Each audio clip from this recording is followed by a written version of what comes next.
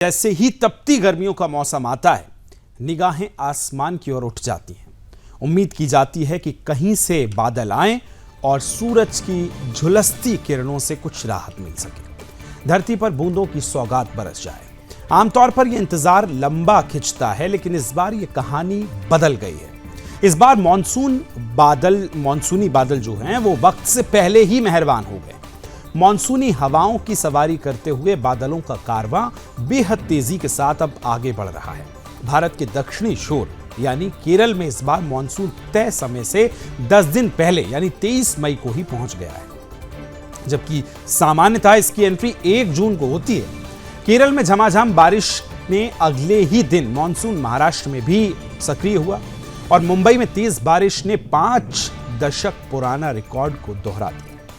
आखिरी बार 1971 में ऐसा हुआ था, जब मानसून एक साथ कर्नाटक और महाराष्ट्र पहुंचा था। भारी बारिश की वजह से मुंबई और ठाणे में कई इलाकों में जलभराव हो गया।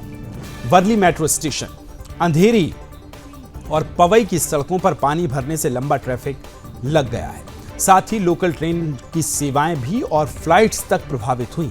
उधर हिमाचल प्रदेश में मौसम ने करवट ली। शिमला, कुल्लू और मंडी जिलों में बारिश, आंधी तूफान, बिजली गिरने और ओलावृष्टि का ऑरेंज अलर्ट जारी किया गया है।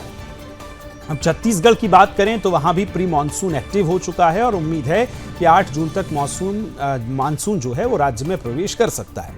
ये बीते 5 वर्षों में सबसे जल्दी मानसून की एंट्री होगी। आमतौर पर मानसून 13 जून के आसपास बस्तर के रास्ते छत्तीसगढ़ में दाखिल होता है, लेकिन इस बार ये करीब 5 दिन पहले ही पहुंच सकता है। मौसम विभाग के मुताबिक अब तक देश के 14 राज्यों में मानसून दस्तक दे चुका है। 3 साइक्लोनिक सर्कुलेशन के सक्रिय होने से अगले 4 दिनों तक तेज आंधी और बारिश का अलर्ट भी जारी किया गया है।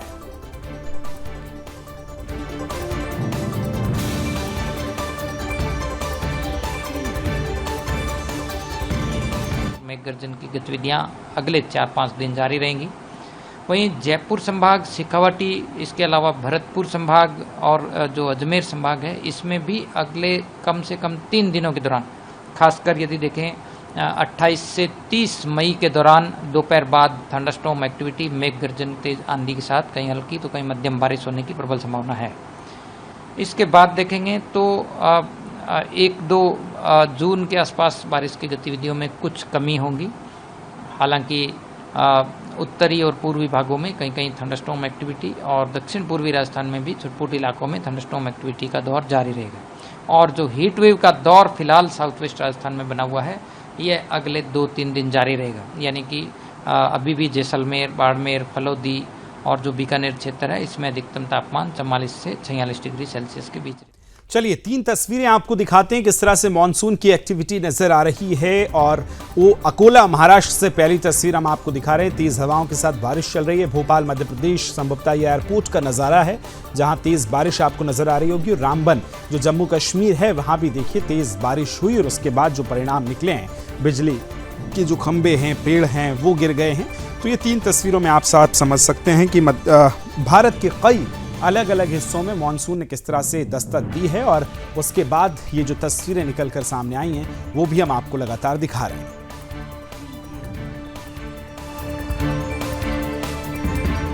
सीधा चलेंगे, अलग अलग हमारे सहयोगी हमारे साथ जुड़ गए हैं। वहां की स्थितियां क्या है जानने की कोशिश करेंगे। प्रभाकर गिरी संवाददाता मुंबई से मेरे साथ जुड़ गए हैं। दीपक चौहान संवाददाता पुणे से मेरे साथ हैं। विनोद पाठक ब्यूरो चीफ हमारे हिमाचल प्रदेश से हैं और योगेश मिश्रा जो कि छत्तीसगढ़ से मेरे सहयोगी हैं, ब्यूरो चीफ हैं। सभी का बहुत बहुत स्वागत।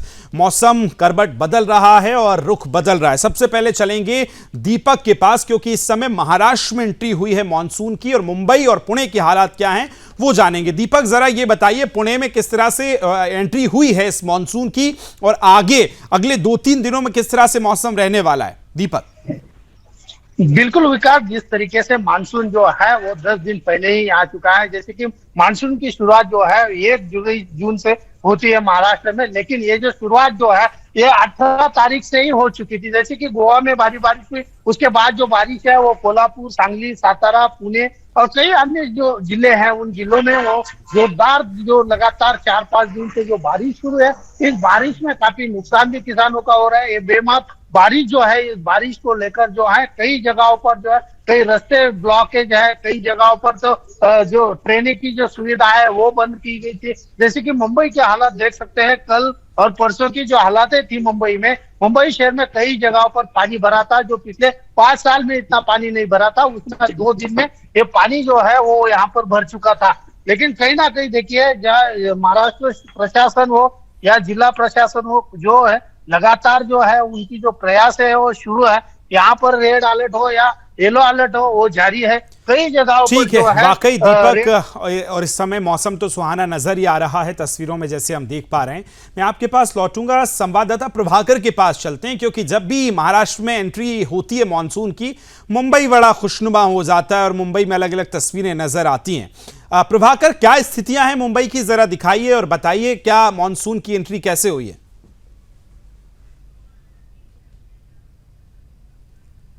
प्रभाकर, अनम्यूट कर लीजिए, आपकी आवाज नहीं आ रही है।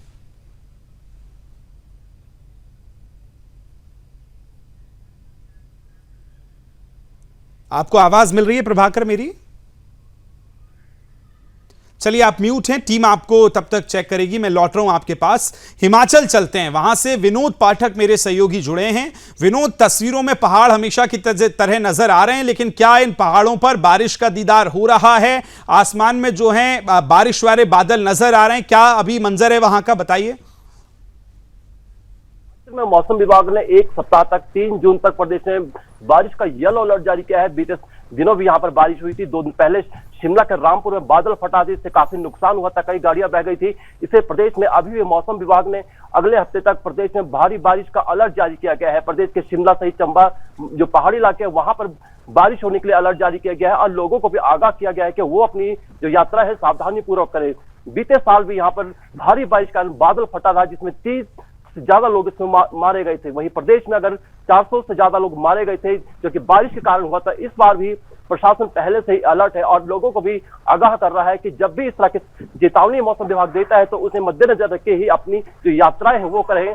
अभी भी प्रदेश में हालांकि आज भी आसमान में बादल छाए हुए हैं और मौसम विभाग का कहना है कि आज तेज तूफान भी आ सकता है और प्रदेश में भारी बारिश भी हो सकती है। लोगों को भी अलर्ट किया गया है। राजधानी शिमला में भी मौसम जैसे बदलते के बाहरी संख्या से काफी संख्या में पर्यटक भी आने शुरू हो गए हैं, क्योंकि जब भी यहाँ पर बारिश और मौसम से राहत मिलती है, प्रदेश बाहरी राज्यों से काफी संख्या में पर्यटक यहाँ पर आते हैं और हर साल की तरह इस बार पहले से ही काफी संख्या में पर्यटक आने शुरू हो गए हैं। बिल्कुल, बीते सप्ताह। ठीक है विनोद, मैं आपके पास लौट रहा हूं। सबका ओपनिंग कमेंट ले लेते हैं। पहले मेरे सहयोगी योगेश छत्तीसगढ़ से जुड़े हुए हैं। जब भी मॉनसून की बात आती है तो पूरा छत्तीसगढ़ हरियाली में रंग जाता है और बड़ा खूबसूरत नजर आता है। योगेश, अभी क्या स्थितियां नजर आ रही हैं छत्तीसगढ़ में मॉनसून को लेकर, क्या कुछ एक्टिविटी है? विकास, मैं आपको बता दूं, छत्तीसगढ़ में पहले जैसा कि बीते वर्षों में एक संभावना थी कि 15 जून के आसपास जो है मॉनसून यहाँ पे अलर्ट जो है होना शुरू हो जाता है, लेकिन इस बार लगभग सभी जिलों में येलो अलर्ट जारी किया गया है, यानी कि प्री मानसून के संकेत अभी से ही मिलने लगे हैं। अगर बात करें खास तौर पे बस्तर की, तो बस्तर संभाग में सबसे ज्यादा बारिश होने का अनुमान लगाया जा रहा है। और अभी का अगर मौसम की बात करें, मैं भी प्रदेश की राजधानी रायपुर में हूँ। यहाँ अभी सुबह से ही मौसम खुला हुआ है, अभी धूप है, लेकिन जैसे ही शाम ढलती है तो शाम होते होते सेकंड हाफ के बाद जो है वो पूरे प्रदेश में लगभग बारिश जो है और आंधी तूफान के साथ में प्रारंभ हो जाती है। तो प्री मानसून का अलर्ट जो है पहले से था छत्तीसगढ़ में, और मौसम विभाग ने भी स्पष्ट कर दिया था कि इस बार राज्य में भी, चूंकि किसान बहुल राज्य है छत्तीसगढ़, ऐसे में विशेष रूप से राज्य शासन के लिए, राज्य सरकार के लिए किसानों को लेकर शुरू से ही पानी की व्यवस्था को लेकर सोचना पड़ता था। लेकिन इस बार चूंकि प्री मानसून का अलर्ट पहले से आ गया है, येलो अलर्ट यहाँ पे घोषित कर दिया गया है विकास, ऐसे में किसानों के चेहरे फिलहाल खिले हुए हैं। और अगर बात करें सरगुजा बेल्ट की या फिर रायपुर या बिलासपुर संभाग की, तो यहाँ बारिश होने से जो है फिलहाल चूंकि प्री मानसून यहाँ पे आ चुका है, बारिश लगातार हो रही है, तो फिलहाल ये राहत देने वाली खबर है किसानों के लिए। जी ठीक है, लौट रहा हूं आपके पास। प्रभाकर तक मेरी अगर आवाज पहुंच रही है तो प्रभाकर के पास चलेंगे, उनसे भी जानने की कोशिश करेंगे। लेकिन दीपक के पास एक बार फिर चलते हैं। दीपक, पुणे का आपने स्थिति बताई है, लेकिन महाराष्ट्र के कुछ और अंचलों का जरा बताइए, कहां कहां ये मॉनसून सबसे पहले पहुंचा है और इसके परिणाम स्वरूप क्या कुछ नुकसान की भी खबर है या किस तरह की खबरें अभी निकली हैं? दीपक। बिल्कुल विकास, जिस तरीके से ये जो मानसून है ये 17 तारीख से शुरू हुआ है, इसी बारिश के चलते जो है महाराष्ट्र के कई ग्रामीण इलाके, जैसे कि हम नासिक जिले की बात करें, नासिक जिले में जो प्याज की फसलें हैं उसका काफी नुकसान हुआ है इस बारिश में लेके। कई जो द्राक्ष की जो खेती होती है उनका भी काफी नुकसान हुआ है। कई जगहों पर नासिक हो या संभाजी नगर हो या अहिल्यानगर हो, इन जो जितने भी जो ग्रामीण के जितने भी जिले हैं उन जिलों में भारी मात्रा में बारिश हुई है। सबसे ज्यादा जो है किसानों की जो फसलें होती है, जो धूप की फसलें है, उन फसलों का काफी नुकसान हुआ है। लगातार महाराष्ट्र सरकार द्वारा इसका जो है मॉनिटरिंग चल रहा है। किसानों के जो फसलें हैं उनको सबसे ज्यादा हम बात करें तो जलगांव डिस्ट्रिक्ट में भी भारी मात्रा में बारिश और जो चक्रवाती जो तूफान था उसमें लेकर जो केली की जो जितनी भी फसलें थी वो केली की फसलों का काफी नुकसान हुआ है। जितनी भी जो बागें थी वो कई जो है बर्बाद हो चुके हैं, उसको लेकर किसान भी काफी परेशान है। लेकिन ये बेमाप जो बारिश है, इस बारिश की शुरुआत जो है जो 1 जून को होनी चाहिए थी वो 15 दिन पहले ही हो चुकी है। जैसे कि मुंबई की बात करें, मुंबई शहर हो या उपनगर हो, उसमें भी भारी मात्रा में जो है पानी भरे हैं। सबसे ज्यादा हालत देखे तो घाटकोपर साइड में जो अंडरग्राउंड मेट्रो बनी है उस मेट्रो के नीचे भी बड़े पैमाने पर जो बारिश का जो पानी है वो भरा हुआ था। मेट्रो स्टेशन कई घंटों के लिए जो है वो बंद किया गया था। आज भी पुणे की स्थिति, भले ही आज पुणे में बारिश रुकी हो, लेकिन पुणे के कई ग्रामीण परिसर जैसे कि लोनावला, खंडाला हो या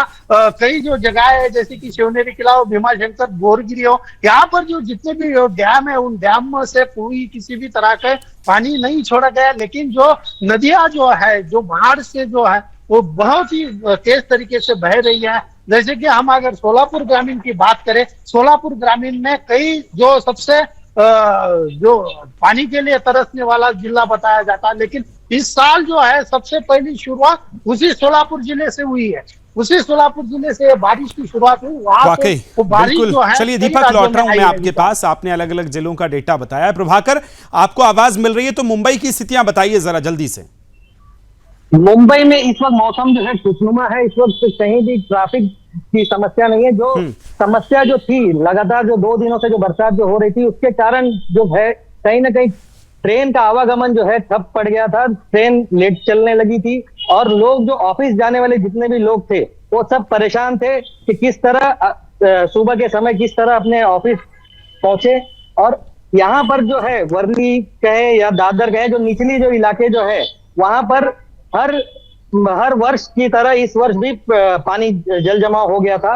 और वहीं विकास, हम ये कह सकते हैं कि ये जो तटीय इलाके जो है मछुआरों को भी यहाँ पर मनाही की गई है कि वहां उनको मच्छी जो मारने जो जाते हैं उन्हें कहा गया है कि इस वक्त जब तक अगला निर्देश नहीं आता तब तक उन्हें मच्छी मारने भी नहीं जाना है।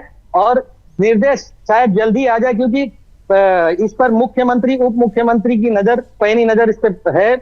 और ट्रैफिक के जो आवागमन जो है वहां पर भी पुलिस जो है उस पर बराबर ध्यान दे रही है। बिल्कुल, लौटूंगा प्रभाकर आपके पास। मैं सहयोगी विनोद के पास जाऊंगा। विनोद, हम देखते हैं कि जब मानसून की एक्टिविटी बढ़ती है तो खासकर उत्तराखंड, हिमाचल वाले क्षेत्रों में जो पहाड़ी क्षेत्र हैं वहां पर लैंडस्लाइड की घटनाएं बढ़ जाती हैं, पुलों का क्षतिग्रस्त होना शुरू हो जाता है। अभी तक कोई ऐसी खबर विनोद? देखिए, अभी 2 दिन पहले जब यहाँ पर बादल फटा था, रामपुर शिमला जिला के रामपुर में बादल फटा था, काफी नुकसान हुआ था, काफी गाड़ियां बह गई थी, ऊपर काफी लोगों के जो रास्ते हैं वो टूट गए थे। इस तरह की जो जब भी यहाँ पर भारी बारिश होती है तो बादल फटने की जो घटना है वो सबसे ज्यादा होती है। जो पहाड़ी इलाके हैं वहां बीते साल भी बादल फटा था और उसमें 32 लोगों की जान गई थी। वैसे जब भी बरसात से पहले, ये मानसून से पहले, मानसून टाइम में जब भी बादल फटने की घटना होती है लोगों को भी अलर्ट किया जाता है। 2023 में शिमला जिला में भी बादल फटा था, उसमें भी 21 लोगों की मौत हुई थी जो राजधानी शिमला में इस तरह की पहली। ठीक है विनोद, बिल्कुल नजर बना के रखिएगा आप, और जो भी बड़ा अपडेट आएगा मौसम को लेकर वो हम आप तक देंगे। प्रभाकर, दीपक, विनोद और योगेश जी, सभी का बहुत बहुत धन्यवाद।